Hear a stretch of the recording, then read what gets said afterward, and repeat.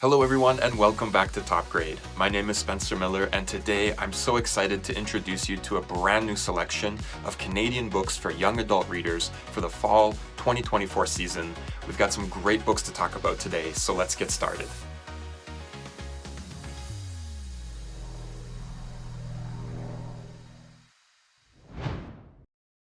Between the Pipes is written by Albert McLeod with Elaine Mordock and Sonia Ballantyne and illustrated by Alice R.L. This graphic novel addresses homophobia and bullying in hockey culture through the experiences of an Indigenous teen.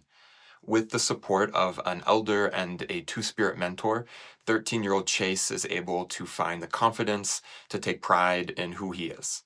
The illustrations make really good use of color, and there's so much important detail in the visual representations that you see in this book. Little Moons is written by Jen Storm with illustrations by Ryan Howe and Alice R.L. Little Moons is a moving graphic novel that addresses what happens after an Indigenous woman, girl, or two-spirit person goes missing. The story follows a 13-year-old Ojibwe teen as she moves through grief and searches for closure a year after the disappearance of her older sister. We Are the Medicine is written by Tasha Spillett and illustrated by Natasha Donovan. This is the final volume in the groundbreaking Surviving the City graphic novel series. Now in their final year of high school, the lives of Miquan, Des, and their friends are impacted by the COVID-19 pandemic and breaking news of the remains of 215 children found at a former residential school in British Columbia. This series addresses the truth in Truth and Reconciliation. It honors the experiences of Indigenous youth by showing an honest and accurate portrayal of some of the challenges and difficulties that they've lived through in recent years. The Res Doctor is written by Gitz Crazy Boy and illustrated by Veronica Baranova, Asby Whitecalf, and Tobin Rassicott. This graphic novel examines the barriers to healthcare and education faced by many Indigenous communities. It follows the real-life story of Ryan Fox, who pursues a career in medicine after being inspired by a Blackfoot doctor during a school assembly. I love that in the story we get to see Ryan age from boyhood into adulthood, and that this journey is captured beautifully visually in the illustrations. Godflare is written by David A. Robertson and illustrated by Scott B. Henderson and Andrew Thomas. The Reckner Rises graphic novel series has been praised for bringing a fresh perspective to the superhero genre as it weaves in elements of Cree culture and conversations about mental health. Superhero stories are, of course, all about the action, and the illustrations in this book do a fantastic job of making the story move. Next up, I have two gripping young adult novels with supernatural elements.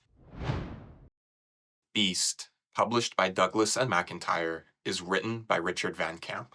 If any of your students are fans of stories set in the 1980s about groups of teenagers in small towns who come together to battle supernatural horrors, you're gonna want to tell them about Beast. Set in the Northwest Territories, the story revolves around the treaty between the Dogrib and the Chipewyan that protects the community. When an ancient ghoulish spirit arrives in town determined to destroy the treaty, it's up to Lawson Soren and his friends to stand together, honor the treaty, and overcome the Dead One and his servants. Richard Van Camp is a masterful storyteller, and his skills are on full display in Beast. He takes readers on a thrilling and chilling ride, but more importantly, he delivers a message to young people that culture, tradition, friendship, and community have the power to overcome any darkness in this world. The Great and the Small from Commandeer Press is written by A.T. Balsara. This fascinating young adult fantasy is now available in an updated second edition that includes expanded content, story, and new illustrations. It's set in a world impacted by a new strain of the bubonic plague and told through the alternating points of view of a human and a rat. Ananda is a kind-hearted misfit teen with an interest in history and the ability to hear the thoughts of animals. And Finn is a tunnel rat who lives in the passages beneath the city and gets caught up in his uncle's war on the humans. Ananda and Finn cross paths as the worlds of humans and rats collide, and each must do what they can in order to survive the dangers of plague and dictatorship. And our final book for today is an impactful work of nonfiction for teen readers. What is genocide? How is it defined? Why does it happen? And most importantly, how can we prevent it from happening again? These urgent questions are clearly and concisely explored for young adult readers in Genocide. The book provides a history of genocide worldwide, detailing the holding of the Nuremberg trials, the adoption of the Genocide Convention, and examining a series of case studies.